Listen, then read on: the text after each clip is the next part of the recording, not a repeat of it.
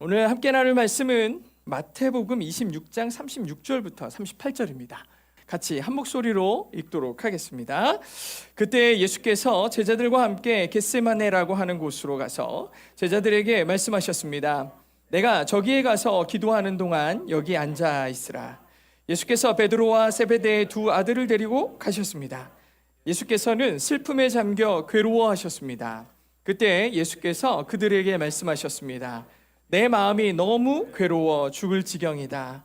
너희는 여기 머물러 나와 함께 깨어 있도록 하라. 아멘. 아멘. 오늘 예수님의 희생과 그 사랑에 대해서 다시 한번 생각해 보는 시간을 가지려고 합니다. 오늘은 종려 주일입니다. 종려라는 것은 나무 이름이죠. 나무 이름입니다. 이 대추야자의 그 잎사귀가 아이의 손을 펼친 것 같이 생겼는데 그 손 펼친 그 큰 잎사귀를 가져다가 예수님을 환영하고 예수님이 입성하는 그 길에다 깔면서 그 종려나무를 사용해가지고 환영했다 해서 종려주일. 예수님께서 예루살렘을 입성하시던 날이죠. 사람들은 종려나무 가지를 꺾어 흔들고 뭐라고 외쳤느냐? 호산나라고 외칩니다. 호산나. 요한복음 12장 12절과 13절에 보면 같이 읽어볼까요? 시작. 다음 날 명절을 맞아 올라온 많은 사람들이 예수께서 예루살렘으로 오신다는 말을 듣고 종려나무 가지를 꺾어 들고 예수를 맞으러 나가 호산나 주의 이름으로 오시는 분에게 복이 있도다. 이스라엘의 왕에게 복이 있도다 하고 외쳤습니다 라고 말씀이 되어 있어요. 이렇게 하니까 호산나가 내가 주의 이름으로 오시는 분에게 복이 있도다 라는 뜻으로 생각할 수 있는데, 원래 호산나는 우리를 구하소서라는 뜻입니다. 우리를 구하소서. 예수님을 맞이하는 사람들의 마음이 반영되어 있어요. 우리가 지금 핍박과 어려움 가운데 있잖아요. 당신이 메시아라면 우리를 구하소서. 우리를 구하소서. 예수님에 대한 정치적, 사회적 구원자로서 인식하고 있는 사람들의 모습이 반영됐죠. 이렇게 예수님을 열렬하게 환영하던 이 사람들이 며칠 지나지 않아 예수님을 모욕했고 예수님을 죽이기까지 이릅니다. 도대체 이 잠깐 사이에 무슨 일이 있었기에 예수님이 죽기까지 이렇게 사람들의 그런 모욕과 조롱이 이어졌을까? 무슨 일이 있었을까? 그리고 예수님은 정말 죽으셔야만 했던 걸까? 지금도 어떤 사람들은 예수님의 죽음의 의미를 모른 채 신앙생활을 하는 사람들도 있어요. 가끔 가다가 예수님이 죽으셨다 그러면 아니 예수님이 왜 죽으셔? 그렇게 능력도 많으시고 힘도 강하시고 아니 원하기만 하셨으면은 하늘의 군사를 부리셔가지고 이 땅을 심판하실 수도 있는 그 예수가 왜 죽어야 했는데? 라고 물어보시는 거예요. 그래서 어떤 사람들은 예수님의 죽음이 쇼라고 얘기하는 사람들도 있어요. 예수님은 진짜 죽은 게 아니야.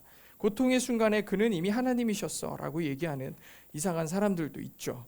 그래서 오늘은 예수님은 정말 죽으셔야만 했는가? 진짜 인간의 고통을 안고 그는 죽으셔야 했는가? 죽으셔야 했다면 그 이유는 뭔가에 대해서 함께 은혜를 나눠보려고 합니다.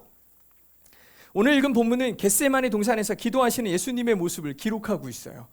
겟세마네에서 기도하시는 예수님의 모습은 예수님이 이 땅에 인간의 몸으로 입고 오셔서 보여주신 모습 중에 가장 약한 모습이었어요.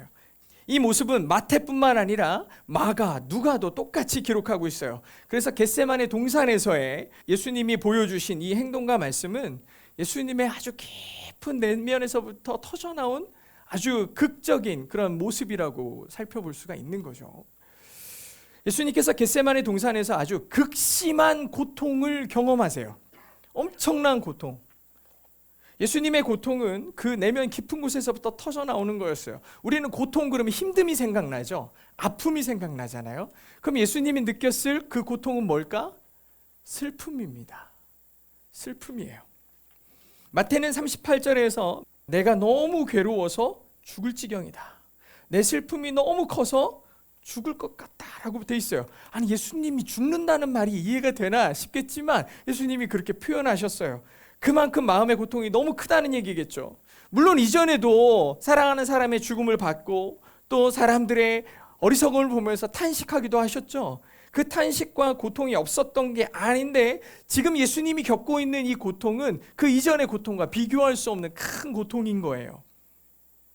예수님께서는 다른 제자들을 두시고 베드로와 세베대의 두 아들 야고보와 요한을 데리고 기도의 자리로 올라가시는 거죠. 기도하러 겟세마네로 가시는 거예요. 근데 가시는 도중에 고민과 슬픔이 시작됐고 그 이동하는 가운데 엄청난 고통이 막 몰려오는 거예요.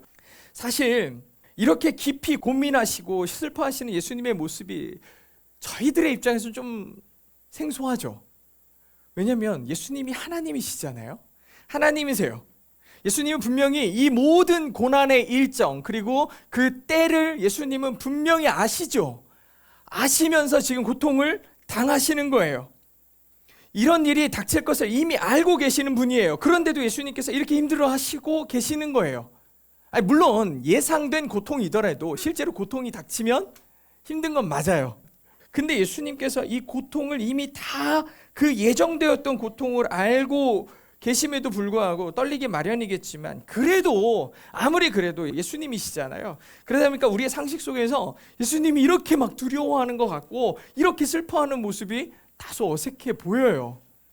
왜냐하면 저희가 성경에서 죽음을 맞이한 사람들을 안 본 게 아니잖아요. 예를 들면 스데반 집사님 같은 경우도 사람들이 다 손에 돌을 들고 말 한마디만 더 하면 죽이겠다고 다 그러고 있을 때도 스데반 집사는 전혀 두려움이 없었어요. 오히려 그 얼굴에 평화가 가득했잖아요. 이런 모습이 있는 거예요.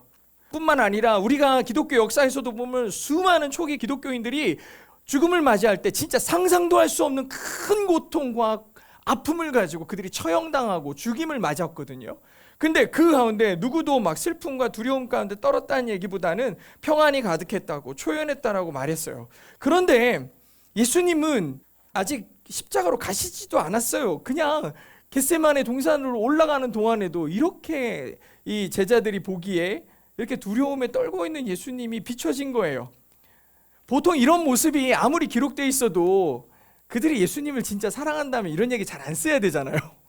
아, 내가 사랑하는 예수님, 그 메시아이시고 강하신 예수님의 연약한 모습을 이렇게 적나라하게 기록하는 게 조금 그렇잖아요. 그럼에도 불구하고 아주 상세하게 기록이 되어 있는 거예요. 예수님은 이 복음서의 기자들이 볼 때 임박한 죽음 앞에서 두려움에 몸부림치고 있는 것처럼 기록되어 있어요. 예수님 엄청 무서운가 봐. 엄청 두려우신가 봐. 그래서인지 이 묘사하는 방식이 좀 예수님에 대한 묘사치고는 어색한 게 사실이에요. 그래서 생각해 보는 거예요. 왜 예수님은 이렇게 고뇌하고 슬퍼하시지? 오늘 읽은 본문의 뒷부분 38절까지 읽었지만 42절을 한 번 더 보면 그리고 예수께서 다시 가서 기도하셨습니다. 내 아버지, 내가 마시지 않고서는 이 잔이 내게서 떠날 수 없다면 아버지의 뜻대로 해주십시오 라고 되어 있어요.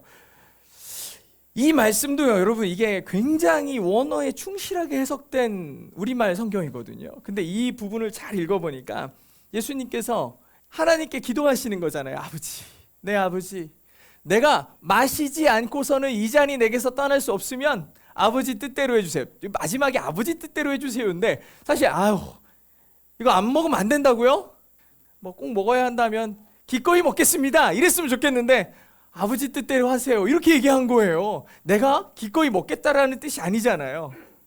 아버지 때문에 제가 먹는 거예요 이런 느낌인 거예요. 그냥 원어를 읽어보니까 내가 이 잔을 꼭 먹어야 해. 이게 오해 소지가 아주 다분한 내용이죠.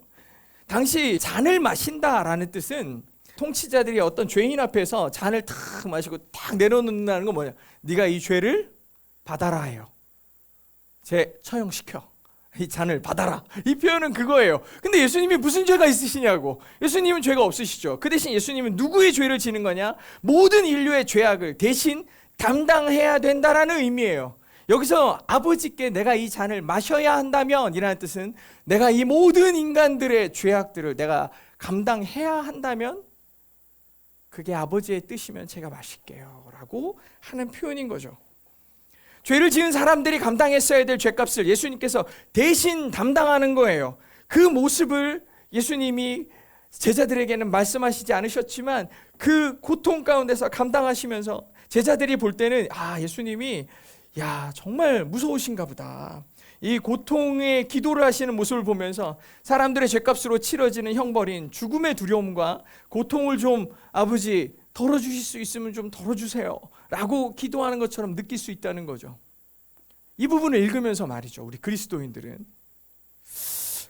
정말 예수님이 너무 아플까 봐 두려운 건가? 그 죽음이 슬픈 건가? 생각이 많이 들어요. 근데 좀 아이러니컬하게도 이 모든 죄값을 실제로 감당하시던 그 십자가상에서 예수님은 뭐라고 얘기하셨는지 아십니까? 27장 46절에 오후 3시쯤 돼서 예수께서 큰 소리로 엘리 엘리 라마 사박다니라고 하셨는데, 이건 아버지 내 하나님 어째서 나를 버리셨습니까? 라고 말씀하셨어요. 여기서 아주 중요한 호칭의 변화가 일어났어요. 그 전까지 겟세마네까지는 뭐라고 부르셨죠? 아버지라고 불렀어요. 아버지라고 불렀는데 십자가 상에서 지금 마지막 이 죽음의 위기 앞에서 하시는 호칭은 뭐였냐? 하나님이에요. 나의 하나님, 나의 하나님.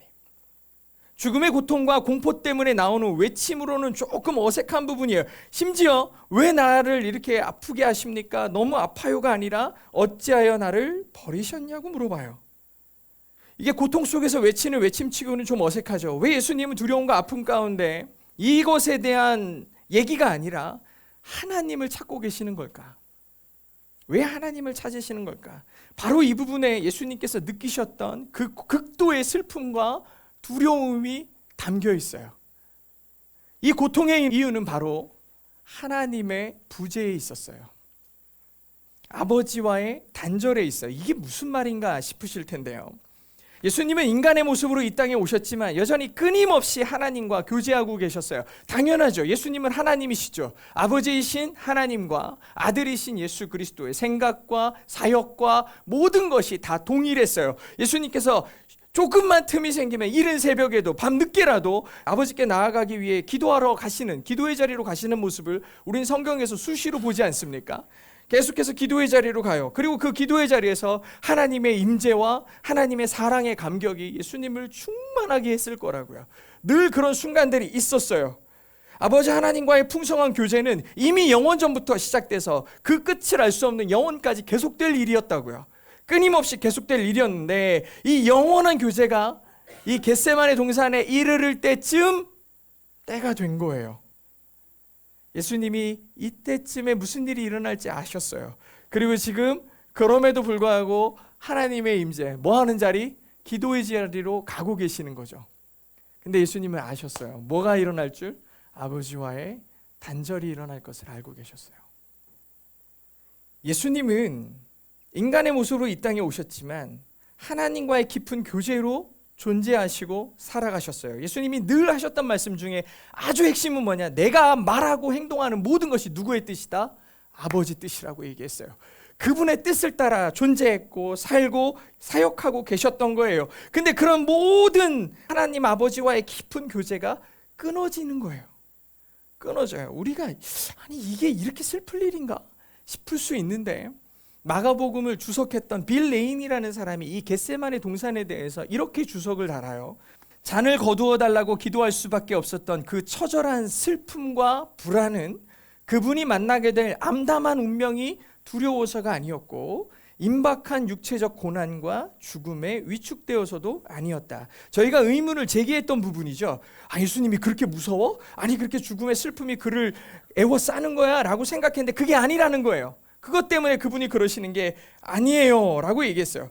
그보다 이는 온전히 아버지만을 위해 사시던 자신이 곧 하나님으로부터 단절될 것에 대한 공포였다.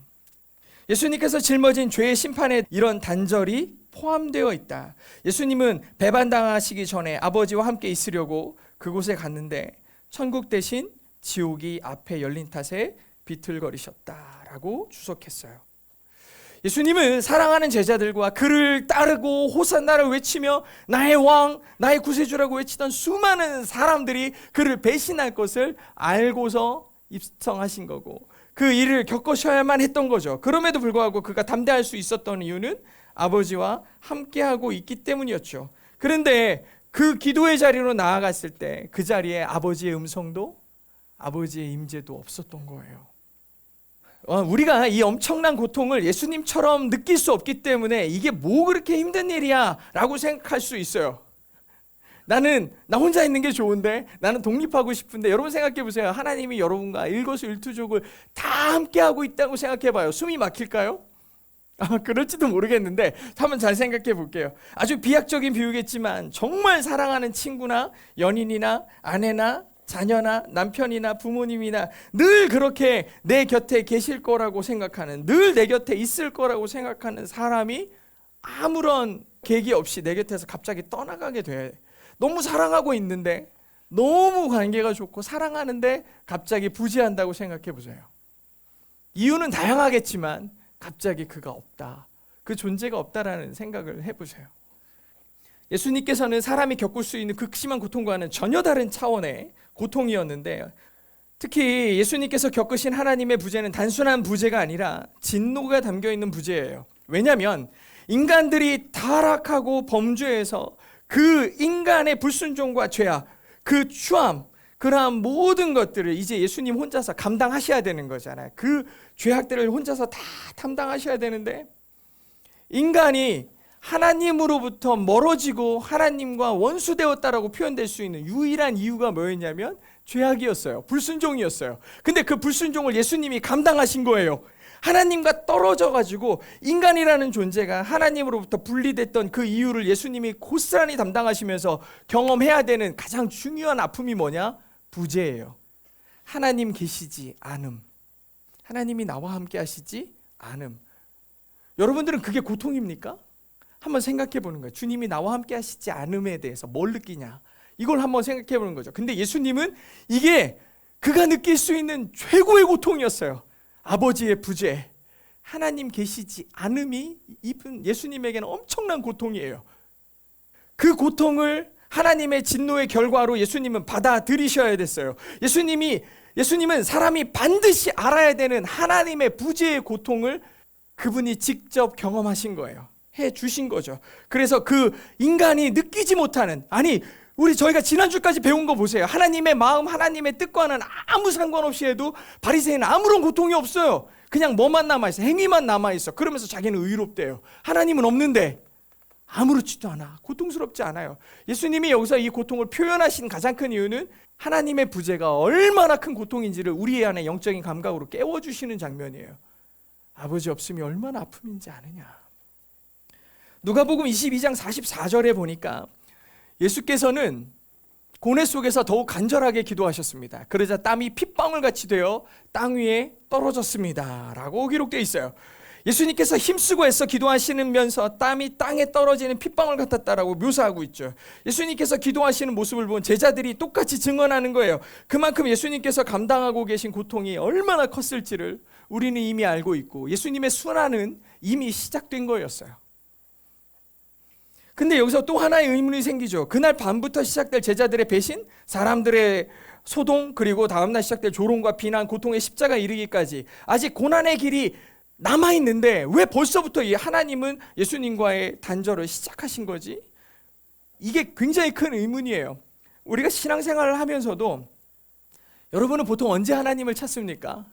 가장 갈급할 때 찾죠. 가장 문제가 시급할 때 하나님께 와서 하나님 도와주세요, 하나님 살려주세요 얘기하잖아요. 그럼 예수님에게 있어 지금 가장 시급하고 가장 위로가 필요하고 도움이 필요한 순간이 바로 지금이거든요. 근데 지금 하나님 앞에 달려갔더니 응답이 없으신 거예요.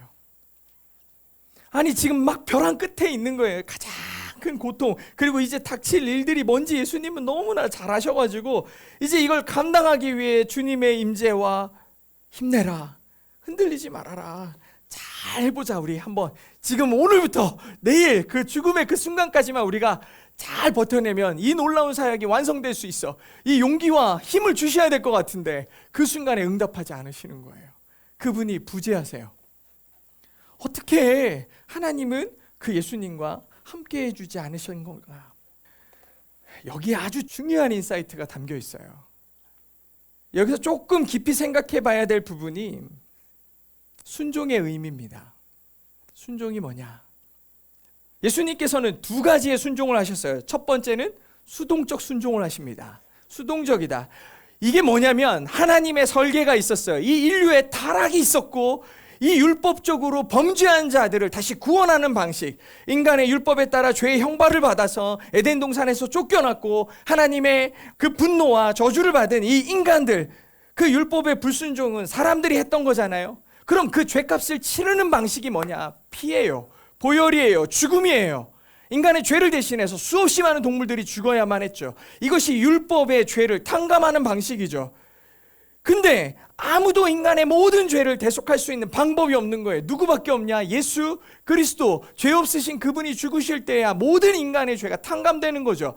이게 뭐냐? 예수님은 하나님이 설계하신 이 모든 죄의 탕감의 이 사이클 속에 예수님께서 들어가신 거예요. 그리고 이 죄에 대해 아무 책임도 없으신 예수님께서 우리의 죄를 대신하심으로 우리의 죄를 완전히 해방시켜 주신 거죠. 물론 여기까지만 해도 우리에게는 엄청난 은혜고 감사할 이유가 충분해요. 우리의 죄를 다 예수님이 대신 없애주신 거잖아요. 충분하죠. 이유가 넘쳐요. 하나님은 예수님께서 우리를 대신해 죽으심으로 이전의 죄악들에 대해서 더 이상 묻지 않으시기로 작정하신 거예요. 예수님의 피값이 우리를 용서하신 거죠. 여기까지를 뭐라고 그러냐? 청산이라 그래요. 지금까지 수세대를 거치면서, 아니 아담으로부터 시작된 죄악들이 쌓이고 쌓여서 온 세상에 충만하게 됐는데 예수 그리스도의 죽음이 그 죄를 한 번에 청산하신 거예요. 다 정리해 버리셨어요. 그러고 나면 무슨 생각이 드냐? 여기서 의문이 드는 게 뭐냐면, 이제 내 죄가 사해졌으니까 하나님이 나를 이제 사랑하시겠지? 여러분 잘 생각해 보세요. 친하고 사이좋은 친구가 있었어요. 근데 이 친구가 저한테 사기를 친 거예요. 사기를 쳤어요. 근데 도저히 이 친구의 사정을 봐서는 도저히 갚을 것 같지가 않고 못 갚을 것 같아. 그래, 없다고 해줄게. 너 그거 없다고 해줄게. 청산을 해줬어요. 그럼 내가 그 사람을 사랑하는 걸까요? 아니요, 마음은, 내가 돈은 그렇다 쳐. 돈은 그렇다 쳐. 근데 마음은 도저히 안 되겠다. 이제 우리 보지 말자. 이럴 수도 있잖아요. 뭐 돈이야 그렇다 치는데 사람의 마음이라는 것이 그게 됩니까? 안 되잖아요. 그러니까 사람들이요, 이 두려움이 있는 거예요. 예수님께서 우리를 위해 죽으심으로 죄악은 청산이 됐어요. 근데 하나님이 나를 사랑하실까? 하나님이 나를 사랑하시나? 이 고민이 있는 거예요. 그러니까 예전부터 바리새인도 그렇고 지금도 많은 크리스찬들이 이 두려움으로 살아요. 혹시 내가 이거 잘못하면 하나님 나 싫어하시는 거 아니야? 내가 이거 잘못하면 하나님이 나 싫어하시는 거 아니야? 그 두려움이 신앙생활을 아주 움츠러들게 만들어요. 꼼짝도 못하게 만드는 거예요. 내가 예수 그리스도의 보혈로 깨끗해졌는데 이게 더러워질까 봐, 이게 다시 추해질까 봐 견딜 수 없는 두려움으로 살아가는 사람들이 엄청 많아요. 그래가지고 교회 가면 엄청 착하고 엄청 나이스해 보이려고 애쓰는 사람들이 엄청 많아요. 이건 은혜의 방식이 아니에요. 그냥 청산해서 끝났어요. 청산해서 끝난 거죠. 그 두려움을 안고 살아가는 예수를 믿는다고 하는 사람들을 위해 예수님은 두 번째 순종을 하세요. 첫 번째 순종은 수동적 순종이었다면 두 번째는 능동적 순종이 바로 아주 중요한 핵심이에요. 예수님께서 이렇게 치열하게 기도하셔야만 했던 이유는 그 율법의 틀 안에서 너 죽어, 네가 피 흘려, 그러면 저 사람들의 죄가 사해져 라는 이 공식과 같은 죄 사함의 원칙을 완성하는 데서 멈추지 않고 하나님의 시선을 바꾸는 게 두 번째 순종의 이유였어요. 만약에 제가 하나님이었으면 그 독생자 아들을 저놈들 때문에 죽였네? 라고 하면 어떻게 사랑할 수 있냐고. 사랑할 수가 없어요. 내 가장 귀한 것을 훼손당하고 아파하게 만든 존재를 어떻게 사랑할 수 있냐고. 말이 안 되죠. 근데 예수님이 어떻게 하시느냐? 하나님의 복된 자로 여기도록 하시는 하나님의 시선을 바꾸는 그 일을 두 번째 순종을 통해 하시는 거예요. 그 방법이 뭐였느냐? 예수님이 먼저 하나님의 사랑받는 존재가 되려고 하셨어요. 이게 굉장히 중요해요. 왜냐하면 내가 너무 사랑하는 그 존재가 사랑하는 것을 아버지도 사랑하기를 원하신 거예요. 제가 이제 설교문을 다시 작성하고 이 부분을 열심히 보면서 굉장히 고민이 됐던 부분이에요. 어떻게 이럴 수 있을까? 그냥 이런 생각이 들어요. 만약에 누군가가 엄청 사랑하는 사람, 제가 엄청 사랑하는 우리 딸이 됐든 아들이 됐든 아버지와 사이가 좋지 않은 사람과의 관계의 회복을 일으키는 방식이 있죠. 나는 이 사람이 더 좋으니까 아버지랑 관계를 끊겠어 라고 할 수도 있죠. 내가 좋아하는 걸 택할 수 있어. 이렇게 될 수 있죠. 또 하나의 방식은 그 중보자로서의 역할을 어떻게 하느냐에 달려 있어요. 근데 지금 예수님은 이 후자를 선택한 거예요. 그래서 아버지를 엄청 사랑하는 그 아들 예수 그리스도의 모습이 반영되기 시작해요. 예수님은 이제부터 그 원수되었던 우리를 바라보는 방식은 우리를 죄로 가득한 존재로 바라보는 게 아니라 누굴 통해 보시냐? 이제부터는 예수님을 통해 보시는 거예요. 우리의 모습 하나하나가 얼마나 악하고 추하고 더러운 가운데 있습니까? 그런데 우리의 그 추함을 직접 보시는 게 아니라 누굴 통해서 보시냐? 렌즈가 생겼어요. 이제 예수님을 통해 보시는 거예요. 그러니 사랑스럽지 않을 수가 없게 된 거예요. 아니, 누구를 봐도 그 안에 그리스도가 있는 거예요. 그러니 그 추함과 더러움으로 가득한 사람들이지만 이제는 하나님의 눈이 사랑으로 바뀌었어요. 그래서 예수를 믿는다 하는 사람들을 바라보는 하나님의 시선은 이제는 우리 존재를 누구로 보냐? 아들로 보는 거예요. 내 자식으로 보게 만드신 거예요. 그게 예수님이 그렇게 갈급하게 온전한 인간으로 하나님과의 단절 속에서 다시 회복을 일으키는 방식으로, 비록 죄악으로 더러워진 사람들이지만 그들을 사랑의 눈으로 바라보실 수 있도록 시선을 바꾸시는 기도와 고통의 감내가 예수 그리스도로부터 시작된 거예요. 우리를 죄악에서 구원하셨을 뿐 아니라 하나님의 사랑까지 받게 하는 것, 죄악으로부터 자유케 하신 것도 놀라운 은혜인데 그 두려움, 다시 더러워질까봐, 다시 죄를 질까봐 두려워하는 존재로부터 아니야, 하나님이 너를 바라보는 시선은 그런 두려움과 정죄의 시선 아니라 사랑이야 라는 것을 깨워주시는 방식, 그 두 번의 순종, 두 번의 은혜, 이게 바로 은혜 위에 은혜인 거예요. 너무 감사한 거 아닙니까?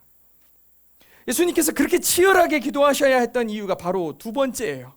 이 두 번째 이유인 거예요. 예수님은 하나님이시죠. 전혀 이 고통을 감당해야 될 이유가 없는 분이에요. 예수님이 깨어서 함께 기도해 줘라고 제자들에게, 베드로에게, 요한과 야고보에게 부탁했는데 나중에 가서 보니까 자고 앉았네. 자고 있는 거야. 그래서 일어나봐. 날 위해 기도 좀 해줘. 또 가서 기도하고 오시니까 또 자고 앉았어요. 예수님이 예루살렘에 입성할 때 사람들이 다 호산나 나의 구세주 외치던 그 환영하던 사람들이 예수님의 얼굴에 침을 뱉고 그를 치누고 조롱하는 그런 순간이 바로 그 다음날 온다니까요. 바로 그 다음날. 그리고 더 충격적인 건 예수님은 그걸 알고 계시다는 거죠. 알고 계시다고요. 그러니 얼마나 마음이 힘들었겠냐고. 내가 저런 자들을 위해 하나님의 진노를 안고 십자가에 매달려야 되는가? 이런 생각을 하는 게 전혀 이상한 일이 아니에요. 그런데 예수님은 한 번도 그런 생각하지 않으신 거예요. 다 감내하시는 거예요. 기도의 마지막에 예수님께서 하신 말씀이 뭡니까? 아버지의 원대로 하옵소서잖아요. 아버지의 원대로 하옵소서. 이거는 원망과 좌절, 포기의 얘기가 아니에요. 뭐 아빠 뜻대로 해요. 이런 표현이 아니에요. 예수님의 마음에는 원망과 슬픔보다 사랑이 너무 컸어요. 잠시 슬픔에 잠기는 듯 했지만 금세 넘치는 사랑으로 온 세상을 덮어버린 거예요. 고린도후서 5장 21절에 하나님께서는 죄를 알지도 못하신 분에게 우리 대신 죄를 짊어지게 하셨습니다. 이는 우리로 그리스도 안에서 하나님의 의가 되게 하시려는 것입니다. 아멘. 하나님께서 예수님을 믿는 사람들을 무슨 렌즈로 본다? 의의 렌즈로 본다. 그럼 의가 뭔데? 예수 그리스도예요. 이제부터 그가 우리를 바라보시는 방식은 하나님의 의, 즉 예수 그리스도가 되게 하시는 거죠. 예수님을 통해 우리를 보시는 하나님의 시선은 죄로 가득한 악한 죄인 아니라 의인인 거예요. 예수님의 죽음을 그리스도인들의 죽음으로 인정하시고 예수님의 순종을 그리스도인의 순종으로 알아주시는 거죠. 봐주시는 거예요. 이게 예수님께서 정말 죽으셔야만 했던 이유인 거고 순종하셔야만 했던 이유인 거예요. 그래서 우리는 반드시 예수 그리스도를 믿어야 돼요. 반드시 믿어야 돼요. 어쩌면 우리는 예수님께서 겟세마네에 데리고 가신 베드로, 야고보처럼, 요한처럼 예수님의 고통 앞에 무감각하게 졸고 있는 모양일 수도 있어요. 매년 사순절, 고난주간 40일을 보내면서 묵상을 하네, 금식을 하네, 별 얘기들을 다 해요. 그런데 그건 뭘 위해 하냐고. 결국에 영적으로는 졸고 있고 형식만 남아있을 뿐 우리를 향하신 하나님의 사랑, 예수님의 희생과 순종에는 관심 없고 그냥 오늘을 살고 있을지도 모를 일이거든요. 너무 안타까운 모습 아닙니까? 근데 너무나 감사한 사실은 예수님께서 졸고 있는 이 제자들에게 가서 하신 말씀이에요. 뭐라고 하셨어요? 마음은 원하는데 육신이 약하구나. 이거는 우리가 할 말이 아닌 거예요. 예수님의 위로예요. 우리 졸고 있는데 예수님이 니네가 마음은 날 위하고 있는 거 안다. 근데 육신은 피곤한가 보네 라고 위로하시는 말씀이에요. 우리는 우리가 못하는 것을 핑계 삼으려고 이런 얘기 수시로 해요. 예수님도 괜찮다고 했어. 아니, 나의 연약함, 나의 믿음 없는 태도에 대한 정당한 사유로 이런 말씀들을 끌어다가 자기를 정당화하는 어리석은 자들이 얼마나 많냐고. 이런 말은 함부로 하는 거 아니에요.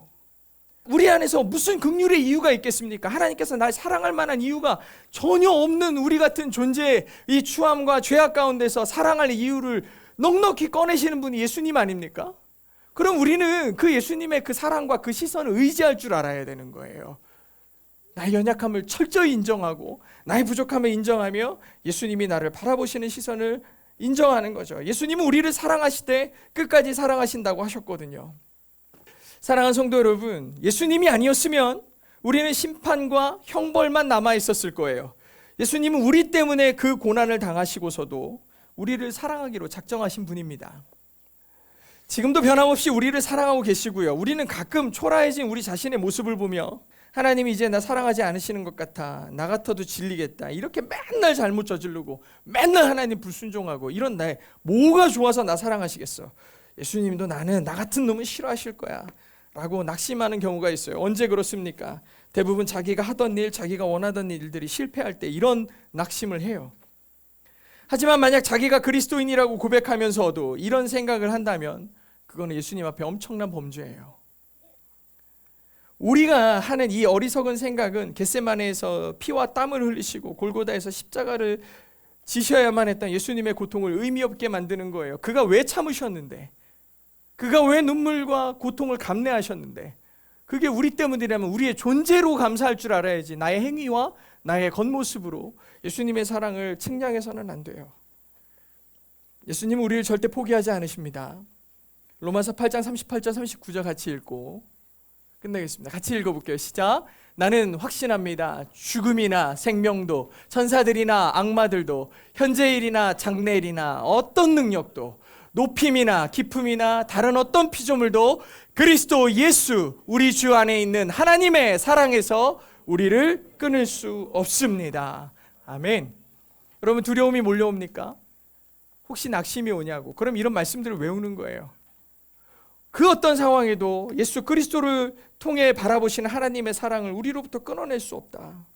우리는 전 존재로 경험할 수 있는 가장 고상하고 완벽한 사랑을 받고 있는 존재입니다. 이게 그리스도인이에요. 진짜 엄청나게 멋있지 않아요?